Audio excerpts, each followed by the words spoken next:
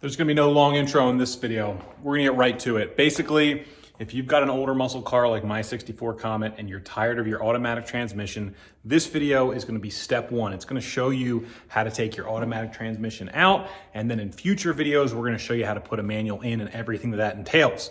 But this is all gonna be about the removal. At the very end, we will also cover the replacement of a rear main seal, as well as an oil pan gasket, just because that's something that you don't wanna mess with in the future. Without further ado, let's get to it and start pulling everything out so you can remove your automatic transmission.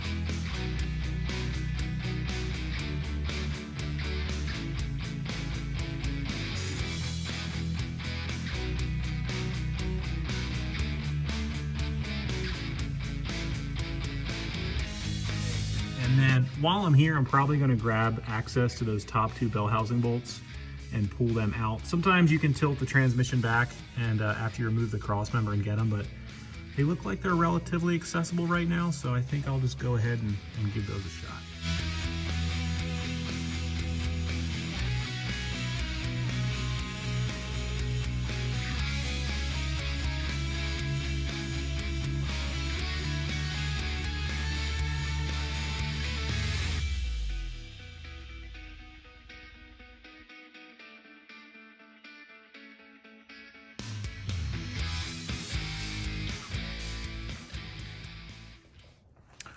Okay, so now let's look up underneath the car, just to give you an idea of some different things. I'll zoom out here.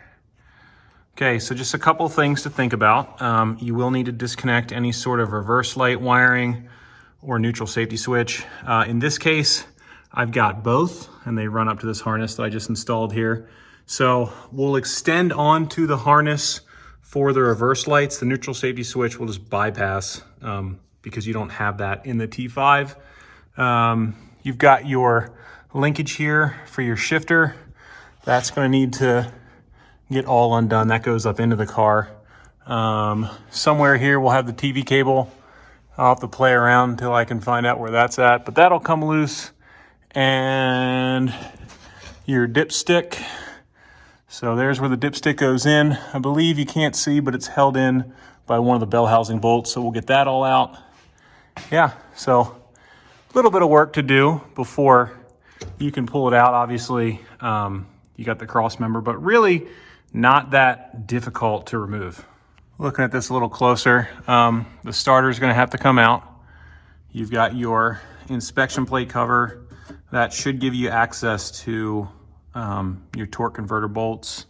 And then you've got your trans cooler lines, which run up to your radiator, and obviously we'll drain that. So unless I'm surprised undoing this would just be ATF in here separate from your radiator, which is kind of cool because, you know, in my opinion, by removing this car should really run cooler because you're not putting hot transmission fluid through your radiator as well. So we'll drain that. Hey, look, my pan's got a dent in it. That's not cool.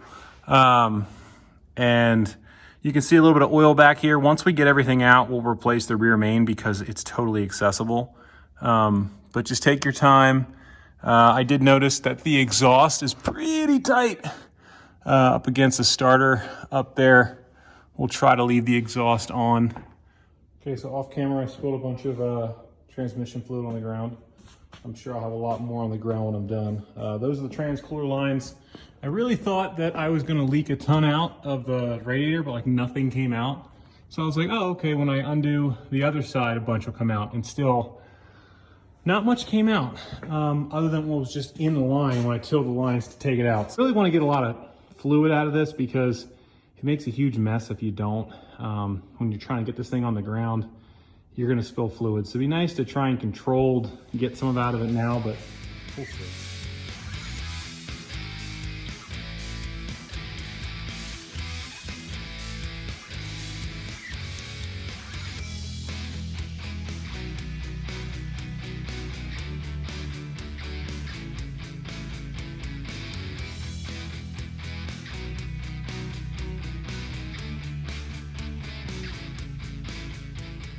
I just got back from eating a little bit of dinner.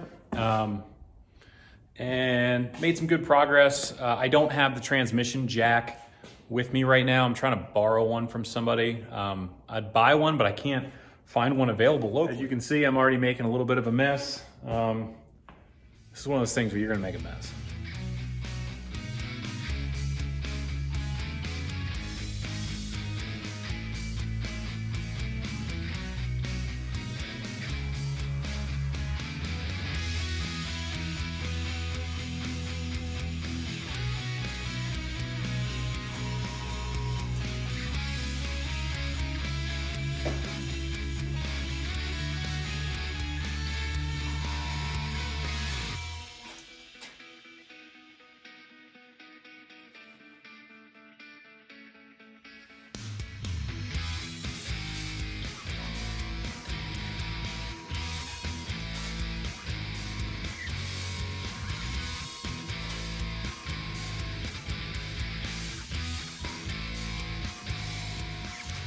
So we're back, it's the next day. Look at this. It spilled fluid all over the floor. The only thing I can think of is that when I removed the transmission, it was cold. It's probably warmed up 10 degrees since last night. And basically, I don't know, the fluid expanded, it spilled out. But look at that huge mess it made. That's a pain. Plus, I'm gonna be doing the rear main seal and the oil pan gasket. It's a really good idea to do that right now because you're never gonna get to that rear main seal. So I'll throw on the time lapse, I'll do that. I'll put some kitty litter down there to try and clean that up. But you know, live and learn. If I was gonna do this again, even if you got the transmission out and it didn't spill a drop, try to put something underneath it to catch it because that leaked out quite a bit of fluid. Before we jump into that, I do want to talk real quick about some things I didn't show you, just to make it crystal clear on the transmission removal. So let me zoom in over there and I'll talk about those real quick. Okay, so obviously I didn't say it specifically, but you do have to remove all the bell housing bolts. So you have the bolts that go through the bell housing to the back of the motor. And if I hit my head on 5 more things, I can show you there's dowel pins on each side which really hold the weight. So don't worry, when you remove the bolts or loosen them, it's not like the transmission's gonna fall off. Those dowel pins really are supporting the weight of the transmission even after it's unbolted, which is why you'll need a pry bar once you get all the bolts out to start prying to get it off. Now it'll come off the dowel pins first. The big thing is you gotta clear these. So you gotta make sure that you've cleared these from the flex plate, and then also this is cleared back far enough that it doesn't hit the flywheel bolts. And then once that has happened and you've moved it back far enough, if you have a lift, you can lift the car straight up. If you have a jack, as you lower the jack, it goes forward.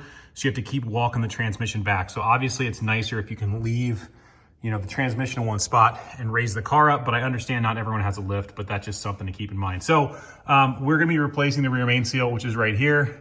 And we'll talk about that. We'll drop the oil pan. Hopefully I can get the oil pan down and not have to remove the steering link. But if I do, we'll pull that off.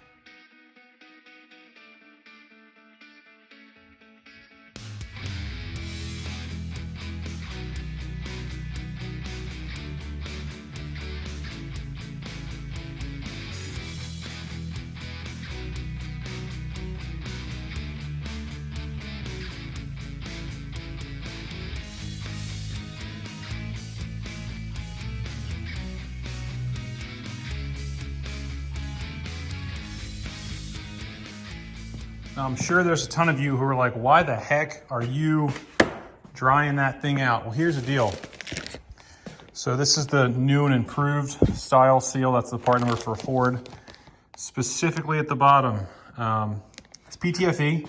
Seal must be installed dry. Do not lubricate lip or the crankshaft. Left that a K there. So they give you this little installation tool, and it's very, you got to install this dry. So I know everyone wants to go take a seal and put a little rubber, you know, a ring of fresh oil on it, and that's fine for the rubber seal, but not for PTFE. So that's why I'm trying to clean this so well. So I've tried to go around this a bunch of times with brake clean just to make sure that there's no oil. Okay, so you can see I went and I took the installation tool and it just sits. And what it's doing is it's just giving it a transition so that when you start pressing this in, you can't get it all weird shaped. And remember with these, you just want to go in nice and easy. I'm going to try it by hand or maybe using just chalked up on a dead blow hammer, real soft, to get that thing seated. Remember, we're doing it totally dry. Okay, that was a pain in the butt.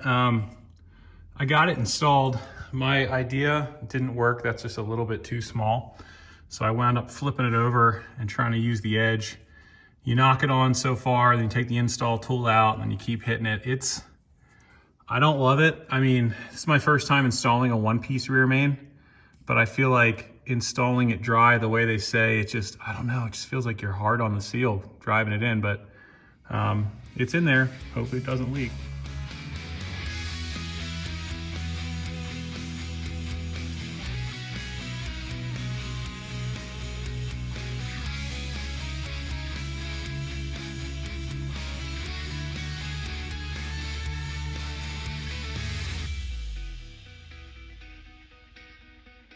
So you saw me removing the steering linkage to drop the pan. Now, a younger me would have tried to pry the pan down as far as I could without removing anything and then snake the gasket up in there. But I can tell you from experience, that's not a good way to install an oil pan gasket. Get it so that you can very easily pop it up into place. Otherwise, it's gonna leak for you. If you pinch that thing or stretch it or crease it, you don't want that. So while you got the pan down, grab yourself some brake clean. And really this thing didn't look too bad. This is just some solvent in it right now. Little bit of, looks like almost rust there. But basically this isn't too bad at all. This is after cleaning it. But now when you have this thing fully clean, not only is it gonna make the sealing surface easier, you know, when you go to install everything, but the big thing is any sort of sludge that was in the bottom of that pan, and there really wasn't any in this. This is a really good indication of your engine's health. Was it maintained? If you drop the pan and you've got a thick layer of sludge in the bottom, chances are the previous owner did not change the oil regularly enough. We don't have that issue, but now I know, you know, when I put this thing all back together, you know, oil is obviously running through the filter, but then we know at the bottom of this pan, it's totally clean. So there's the Felpro gasket that I chose. I cleaned everything up there. If we go over here, this comes with these things called snap-ups. Basically, you thread them in, put the gasket in the pan over top. It kind of holds it in place, lets you start the bolts. Then you take those out and replace them with the bolts. You'll see that I put some RTV on the seams there, kind of in the front, tiny bit, and also in the back. And let's hope it doesn't leak. About a 1/4 inch will do you, not too much. Black RTV, so we'll go ahead and pop that up in there.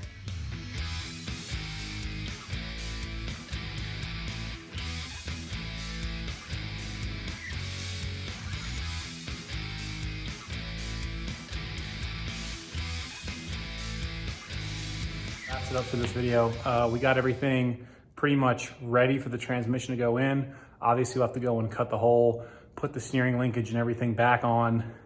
But other than that, it's pretty much ready to go. Those are some preventative maintenance things you're gonna wanna do. So check out the next video where we go ahead, we'll get the clutch, bell housing, all that stuff installed. I need to wait to get that from Modern Driveline. I don't have it yet, but once I do, rest assured I will be making a video on how to install that. So hope you enjoyed the video and see you guys next time on Truck and Roll.